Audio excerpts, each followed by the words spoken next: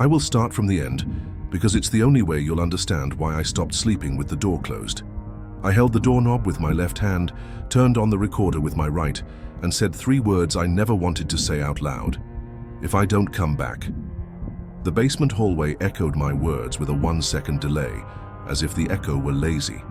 But it wasn't an echo, it was a recording, and the recording answered me with an order that wasn't mine. Go down.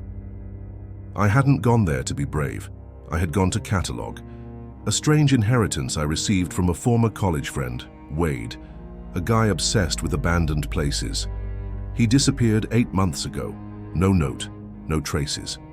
The only thing that showed up at my door was a cardboard box with yellowed maps, cassette tapes inside silica bags, and a napkin with an address: Armory Lane, back entrance, basement. On the last tape, a pen label, never seen. I told myself it was closure, a tribute. The truth is, I needed to understand why Wade's last call ended with the sound of something crawling and a whisper. They wait for the sound. I went to the complex, a low brick building, blind windows, the smell of salt and rust coming from the nearby sea. Through the back door, the peeling paint showed layers of color like tree rings.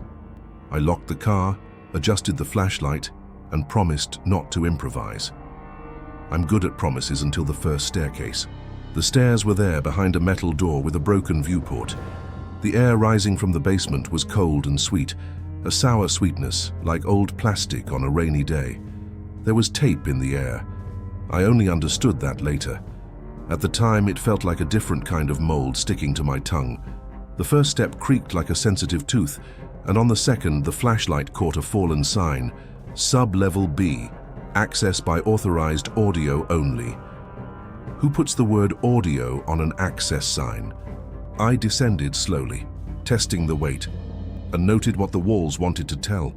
Marks of what once was a boiler room, pipes sticking out of the masonry like old ribs, a handrail covered in black dust that dirtied my fingers. Only later did I realize it was rust mixed with magnetic tape particles. Armory Lane wasn't just another abandoned warehouse. It was an archive, and archives, when they decay, make noises. On the middle landing, I found a door with 3 things I hate seeing together: parallel scratches at knee height, pieces of snakeskin stuck in the corners, and a loose cassette tape hanging from a nail, swaying with my own breath. I was going to call it a cliché, but clichés are just the truth repeated until it tires, and nothing there was tired. It was waiting. I turned on my recorder. It's a habit. It beeped twice, signaling a full battery. I said softly, "Soundcheck Saturday, 7:14 p.m., sub-level entrance." The hallway returned the phrase with that 1-second delay, exactly, my breath between the words. I froze. It wasn't a reflection of the space. It was a tape return. Someone, somewhere in that basement, was recording and playing back. On the floor, a trail of dust dragged a path of the kind the eyes learn before you realize. A back and forth repeated so many times, it carved a fine drawing, almost a signature. I followed. My flashlight found the corner, and beyond it, another door. This one had 2 details that broke me: an open padlock hanging out of politeness, and a hand-painted legend in white paint, so recent the LED light reflected it. Never seen. I laughed. That short laugh you use to convince your body to keep going. I pushed. The door gave way. The smell inside was more concentrated. You know that mixture of old rubber, tape dust, and basement dampness that's seen a lot of people? It was that, with a layer of something alive. The kind of smell with temperature. I took 2 steps and heard a sound that always underestimates those who don't know it. The long brushing of many soft things against hard things. Snakes. Multiple. Not crawling like they're fleeing, slithering like they're on guard. The flashlight carved the room. Makeshift shelves with portable recorders, rolls of tape in plastic boxes, labels with dates and arrows, horn speakers facing the floor. In the center, a square of cement with no dust, as if something heavy lived there. In the corner, a PVC pipe with grills on both sides, and inside it, long marks, as if someone passed through there, always in the same way. Near my knee, 3 small snakes piled on a rolled-out tape, as if the plastic were heat. They lifted their heads at the same time. The synchronization hurt me. It was then I heard the sound that took my breath away. It wasn't the brushing. It wasn't the clicking of old buttons. It was a familiar shh, a pull of magnetic tape starting to run in play. And then my voice, the one I recorded a minute before on the landing, came back clearly. Sound check, Saturday, 7:14 p.m., sub-level entrance. And then, over mine, another voice, low with saliva, saying, "Go down." I said I would start from the end. The end is when the door behind you closes by itself and the return of your own sound gives orders. The end is when you understand that never seen is not a warning of unseen content. It's a contract. My name is Caleb, and what I do isn't courageous. I collect stories of places that have grown tired of being seen, and I try to give them one last respectful glance. I know how to measure risks, but the only ruler that failed me was the ruler of sound. Sound lies when it wants to, and in that basement, it wanted to. Wade and I met while covering a small story about the invasion of old structures. He was the guy who went a little further, a little deeper, a little later at night. He had an excellent ear. He used to say that buildings tell the things people hide, and you just need to know where to press your ear. The last audio he sent me was nothing but breathing for almost a full minute, followed by a whisper. They respond to what I say. I don't know if it's good or bad. I laughed at the time. Now I swallow the laugh like a knife. Armory Lane was an open secret. Everyone in the town knew it was where teenagers went to test their courage, where street artists practiced, where homeless people took shelter when the wind came from the north. But why did no one talk about the basement? Because it asks questions, said an old man at the grocery store when I asked.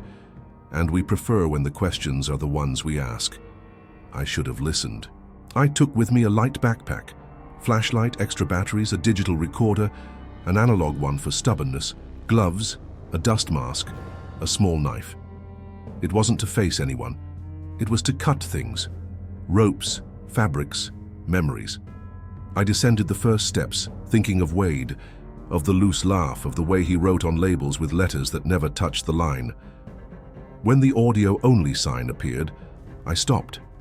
I pressed my ear to the metal and heard the sound of an empty silo, concentrated wind. And a tick-tick I thought was a pipe. It was tape. The never-seen room seemed to be set up by someone who believed that sound is a fence, and that the fence holds animals. There were horn speakers facing down, as if something on the floor needed to listen. There were pulleys on the ceiling with fine lines hanging down to my chest, lines that ended, I discovered later, in small capsules with magnets tied to pieces of tape. And of course, there were the snakes. Snakes of various sizes, colors so similar to the dust that the flashlight only traced their edges when I breathed harder. Some were coiled in cracked tubes, others half hidden under loose planks. I'm not a herpetologist, but I filmed enough to know the difference between defensive behavior and what I saw guard behavior.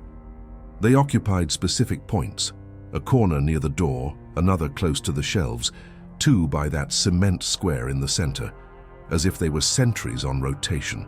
The first signs that the basement wasn't a recent improvisation appeared in the labels. The date, starting 14 years ago, had a pattern, recordings of footsteps, chains, voices reciting simple words. Up, stop, stay, come. And after a few years, names of animals started appearing.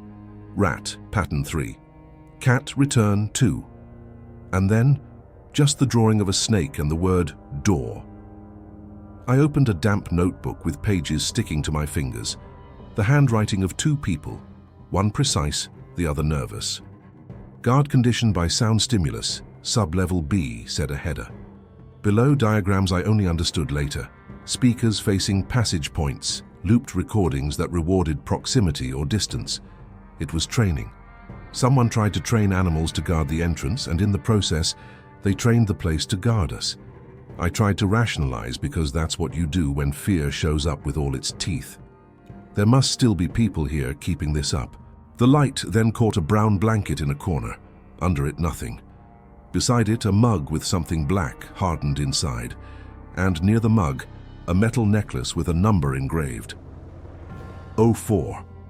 On my analog recorder, the counter spun by itself. No one pressed anything. I swear I didn't press anything. Then came the small things that turn into big things, pieces of tape on the floor that moved millimeters when I spoke.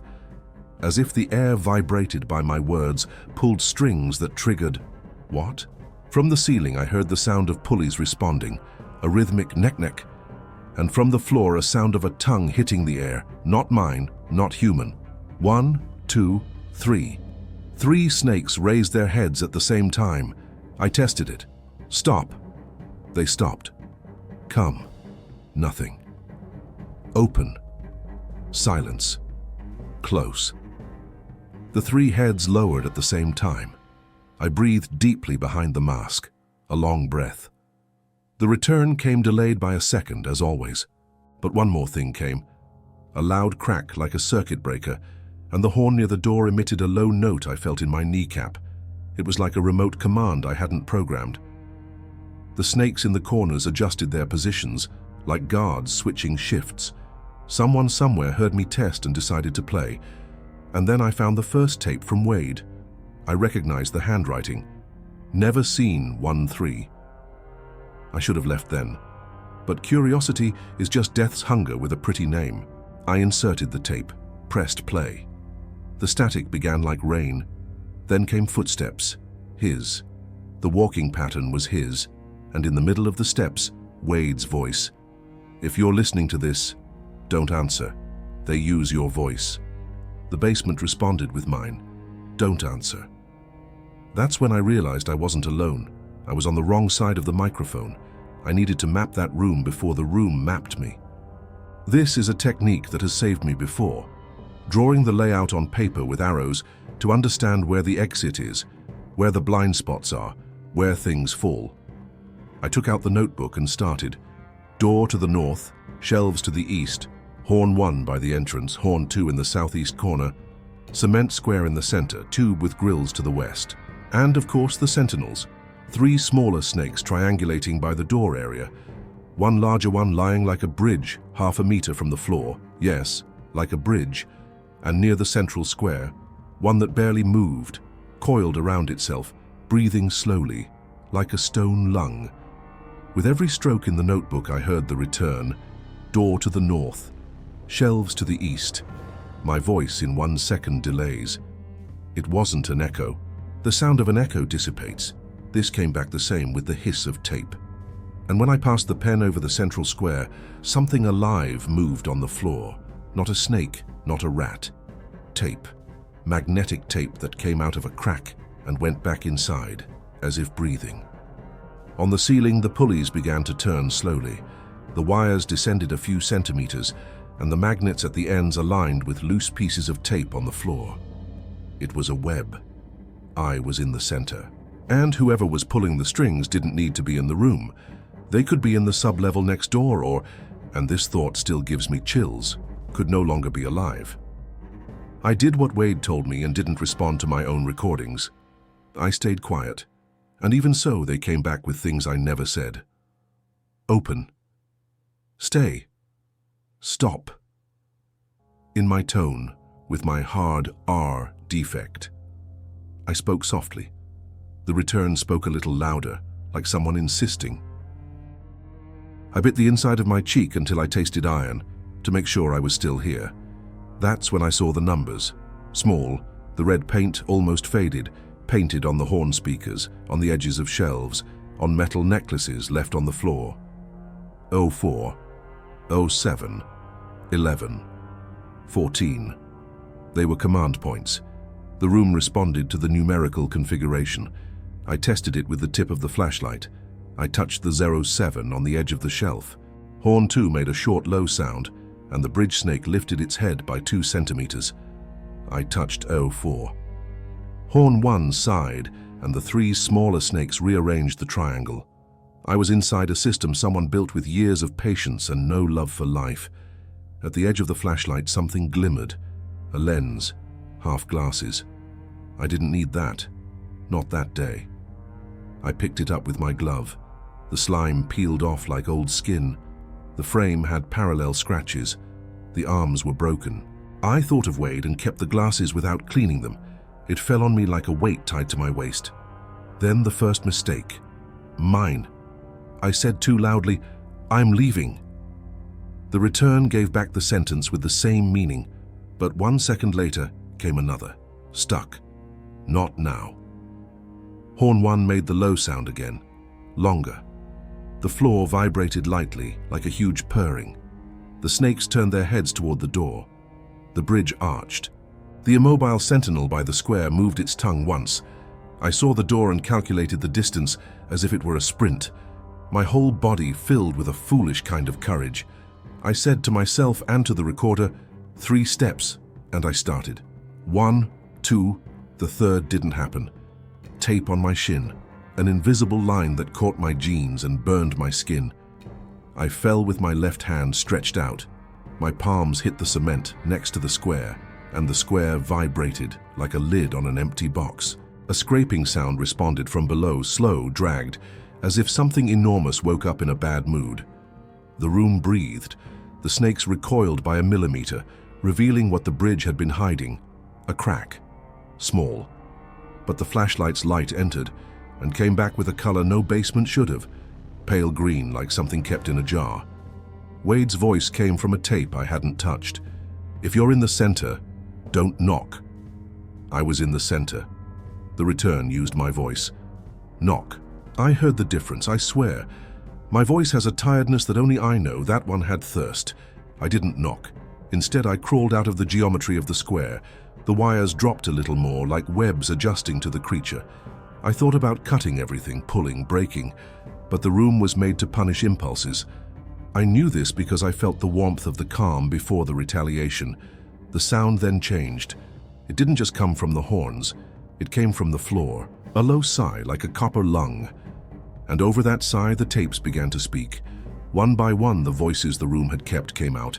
People laughing, people crying, children repeating syllables, a man praying, a woman saying, "Wait," a teenager swearing nervously, Wade saying, "I understood," and beneath it all a whisper I can't prove but I recognized in my body, mine, saying, "Stay." I didn't say it. I didn't want to say it. I would never say it. But I did. Somewhere, at some moment that the room stole. The snakes began to move in pattern. They didn't come for me. They touched the points 04, 07, 11, 14 with their bodies, closing the circuit. When one touched 04, horn 1 played, and the door's pin lowered more. At 07, the bridge arched and cast a shadow toward the exit. At 11, the sentinel by the square stretched its tongue into the crack. At 14, they all stopped. It was a cruel choreography. I was watching an experiment working with no one in command, or with the command already recorded. I had a bad and simple idea. If sound commands, I can give the command. I stood up, bit the fear, and spoke with the clearest voice I could muster. "Open." The return came with my delay. Nothing. I repeated, "Open 04." Horn 2 cracked. The small ones raised their heads. I tried, "Open 04, 07." The bridge moved 1 centimeter. "Open door." The pin rose a thread and stopped. It worked. But someone was listening. The floor's low sound increased, and what came out of the square wasn't just air. It was a tongue of tape, thick as a coat sleeve, rising, trembling, as if searching for a face. It was searching for mine. The snakes, instead of attacking, recoiled, forming a corridor toward the door. A guard corridor. I saw the exit. My body asked for a run. The room asked for patience. And the tape, this viscous and alive thing, twisted toward my neck like a noose. I whispered unintentionally, "Help." The return answered at the same second, no delay, "Now." The word "now" came without delay, and that broke the room's trick. The delay was the rhythm of the trap.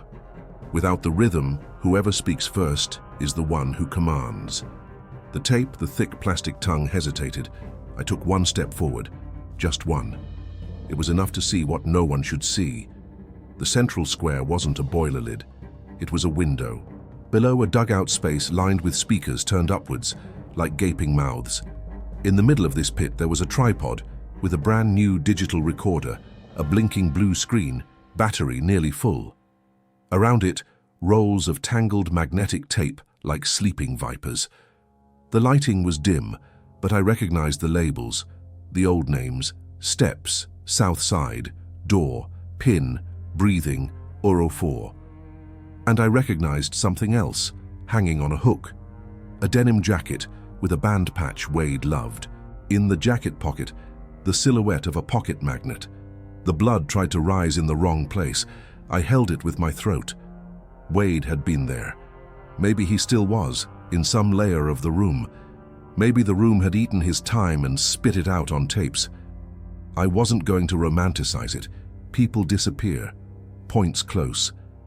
But the jacket with the patch and the magnet in the pocket told me, without poetry, that my friend had opened and closed that thing more than once, and someone learned from him. A shadow crossed my beam of light on the ceiling. It wasn't a snake, it was an angle. The pulleys spun faster, and the magnets at the ends of the wires hit the numbered points precisely. Someone, alive or recorded, was executing a sequence. The damn word "now" came again, but in another voice. One I didn't know, and that I swore later was male, old, with a tired professor's tone. Now, 07 Uro 4. The snakes moved, the bridge lifted, and the pin rose a bit.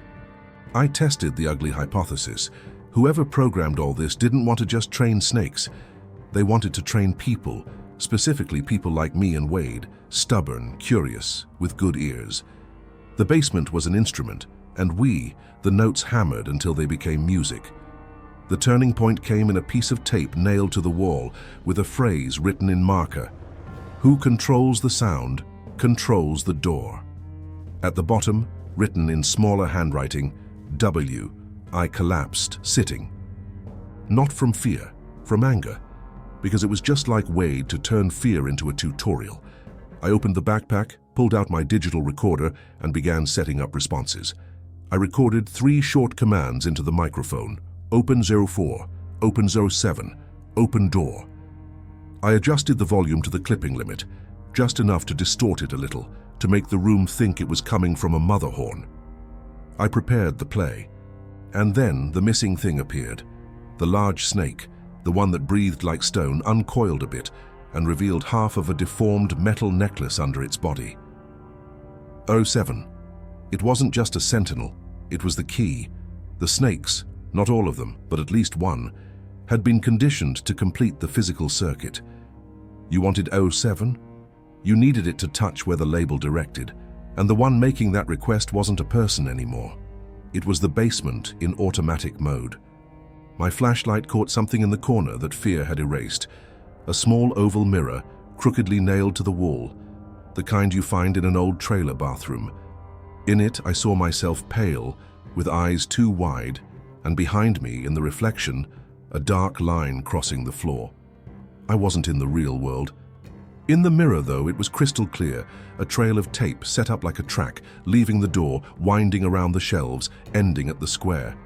The trail didn't exist at my feet, but the mirror returned it as if it did. I understood in the worst way. The basement had 2 versions of itself, the one the eye accepts and the one the ear obeys. The old voice sent another. Close 11. The sentinel by the square stretched its tongue and touched the tip to the crack. The air in the room changed.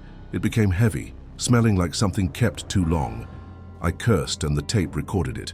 I breathed in through the back of the mask, and the mask returned my own panic as vapor.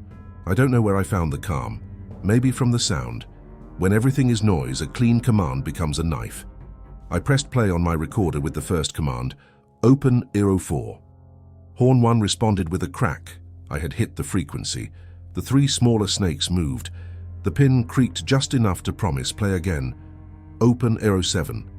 The bridge moved, hesitated, moved more. On the 3rd, open door, came the response I wanted and feared. The pin rose 2 fingers. The exit was real, and everything in that damn basement was too. The room didn't like being contradicted. The low sound of the floor rose like a storm beneath the water, and the tape tongue in the center advanced all at once, searching for my face. I instinctively crouched, and it was my luck. The noose caught on the backpack strap and not my neck. It pulled, hard. I went with it, 1 meter, 2. The snakes didn't come. It wasn't their job. It was the basement's. The return spoke with my voice, stay.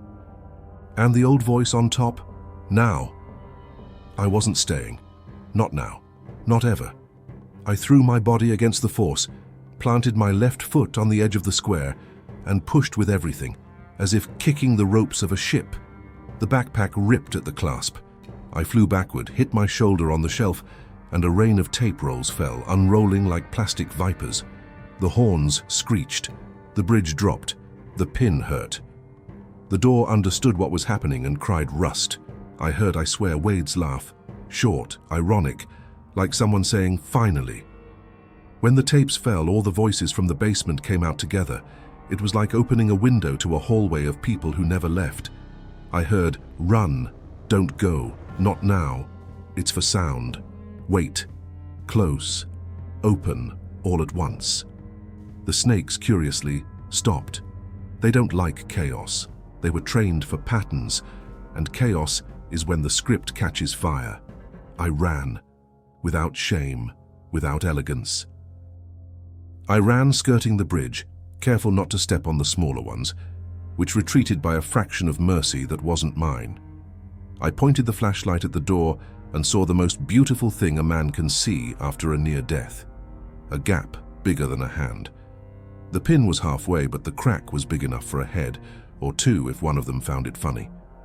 I slid my fingers, pressed my shoulder, and felt the door push back, like muscle.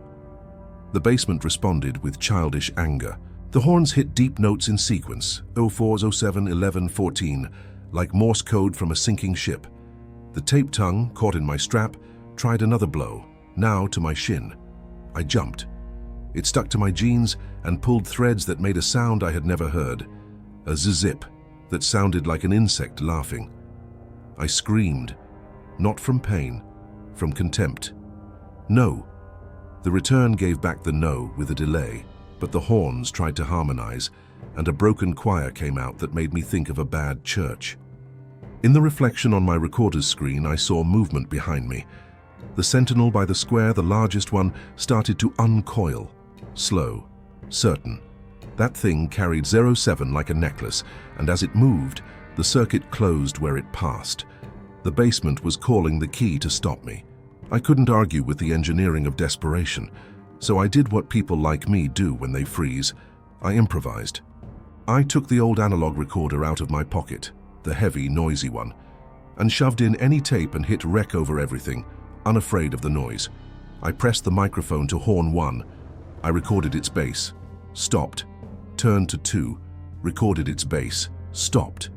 Then I merged both recordings in digital in sequence and blasted them at maximum volume. The room heard itself. It's a cheap trick musicians use to generate feedback. In basements with a control obsession, this becomes a knife. The feedback started small, a squeal that gnawed at the tooth of reason. It grew quickly. The tape tongue recoiled like slime in fire. The snakes, disturbed, pulled their bodies under things because loud noise has always been violence for sensible creatures. The pin of the door trembled. The bridge lowered again by reflex. The low sound from the floor disappeared for a second, and it was in that second that I threw my whole shoulder into the door, pushing with the rolling of my soul. The metal groaned, opened another palm's width, and the corridor's air hit my face like ice water. My right hand passed first, the arm, the head. I forced my torso through and felt a small bite on my calf, not venom, just a warning. I thanked out loud, which is absurd. I thanked a snake for a measured bite. I was halfway through when the room had the last word. A voice that wasn't mine, or Wade's, neither old nor childlike, whispered from the floor, 0 centimeters from my ear. Come back. I felt the word in my hair. The door pulled in the opposite direction like it had muscle memory. The tape tried again with the noose. I pulled, and sent the last command I had recorded, not by faith, but by habit, close 14. It was an idiotic instinct. And it worked. The snakes stopped. All of them. The system went into a neutral state for 1 second, programmed years ago. A necessary flaw to reset behavior. The pin rose half a finger more because no one was commanding it. I passed the rest of my body purely out of cowardice, scraping my shoulder blade on the doorframe. The jeans stayed, the flesh passed. I fell onto the hallway outside on my knees, hit my forehead on the step, and the world turned white. Behind me, the door returned to its place with cruel slowness. It didn't close all at once. It came like a tide, and stopped with a gap small enough for a word. The word the basement chose. Stay. I got up. I descended the stairs. I promised I'd never go downstairs again, and I made another promise that I broke the very next week, that I wouldn't listen to the tapes that came in the mail. In the 45 seconds between the basement and the street, the sky felt too low. I didn't call the police. I should have called. I didn't want to explain why there were snakes guarding audio commands in a basement that was supposedly sealed since 1998. I didn't want to explain why I had my friend's glasses.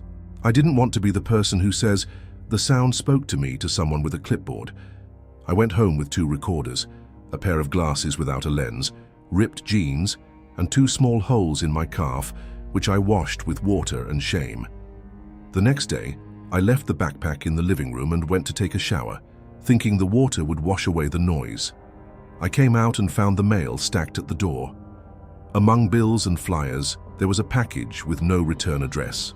Inside, a black cassette tape, no label, and a folded piece of paper with 2 words, "Never seen." I laughed out loud. Fear and anger laughed the same way. I called a friend who still has a tape deck and went to see him. We put the tape in. Silence. 30 seconds. 1 minute. 9 minutes and 7 seconds. And then footsteps. The sound of a pin. My voice saying, "Open." Wade's voice saying, "No." The bass from the floor. The old voice saying, "Now." And at the end, a breath that's neither mine nor his, but I recognize it. It's the basement breathing through someone else's mouth. There's no closure here. I like to close stories, to give that last turn that puts everything in place. But the place stayed with me. At night, when I close my eyes, it's the tape that comes. It tries to pass through my throat, gets caught between my teeth, unspools in silence. When I wake up in the middle of the night, the house makes the same noises it always did, but now they have subtitles. The fridge says "Open," the window says "Close," the bedroom door, when it creaks, says "Now." I don't answer. I've learned. I learned late. As for Wade, the city gave me the comforting version. He hit the road. People disappear because the road calls. I preferred another. Wade found something too big for one man, and that thing asked him to stay. Both versions are beautiful. Both hurt little. Both could be true. What I know is that his jacket patch is with me, and the pocket magnet still scratches the fridge when I pass by. Sometimes when I pass by a construction site and hear a distant chainsaw, I feel the basement's horn in my kneecap. Sometimes when someone says "now" in any context, meeting, traffic light, dinner, I respond "no" inside. Sometimes when the TV picks up static and all I hear is noise, I say "don't answer" by reflex. And one night, testing the new microphone at home, I said, "Sound check Saturday, 7:14 p.m." And my voice came back with a 1-second delay. Perfect. I turned everything off. I sat on the floor. I laughed. I cried.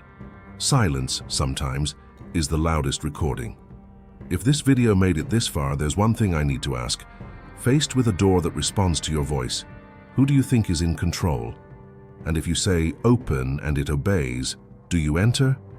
If you're still here, comment the keyword "never seen" and answer. Would you have the courage to go down that basement knowing that the sound knows your name?